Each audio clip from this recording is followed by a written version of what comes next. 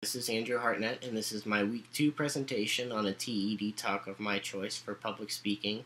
I'm choosing to talk about a presentation given by Charles Lim, and it's titled, "This is Your Brain on Improv,"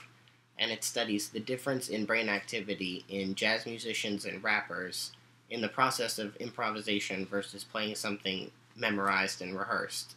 and what areas of the brain are more active in each process and what the difference is, and perhaps finding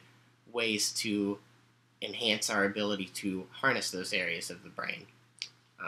I thought he was really, really good at keeping the audience attentive during a presentation in what can be the most critical part sometimes, which is when you're presenting your facts and your evidence for your credibility. A lot of times people use charts and graphs and other things that can actually lose the audience's attention at the most important time in your presentation, and instead he used engaging video clips of people improvising, simultaneously showing people improvising and the brainwave activity during the process of improvisation. So those were much more engaging ways of showing your facts than stereotypical numbers and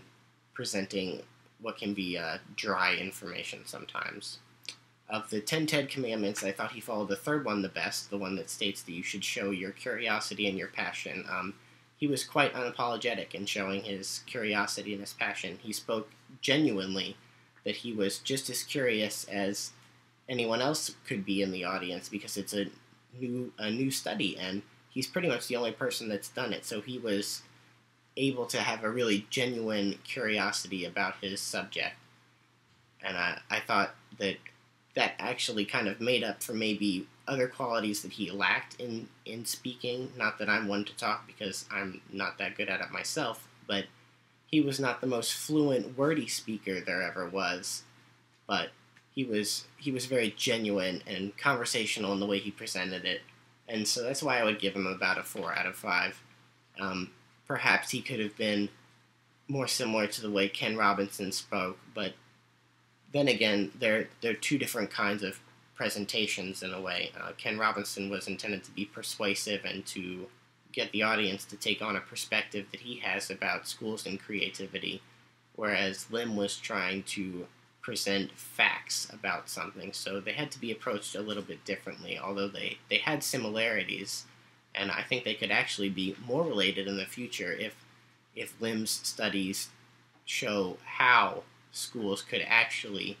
nurture creativity and children's ability to be creative through the results of Lim's studies, which would be a very interesting thing to me.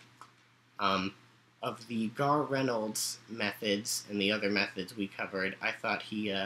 maintained a very simple and easy to understand way of presenting it. He didn't take the high-minded, high-worded route to presenting what is a complex study, which made it more engaging for every audience member, whether you totally understand what he's talking about or it's kind of foreign to you. And those are some of the things that I would take away for how I want to present in the future. He was very conversational, very genuine, and I think that can be more important than being well-spoken and fluent, because conversational, relaxing talking can kind of get you by because you make more of a personal connection with the audience, and that's what I would tell my fellow classmates as well, is it's important to be natural and conversational so that they can also come off as more personally connected with the audience and help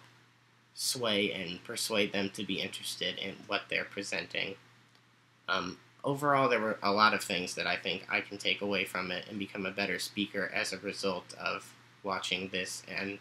some of the other TED talks in my free time as well.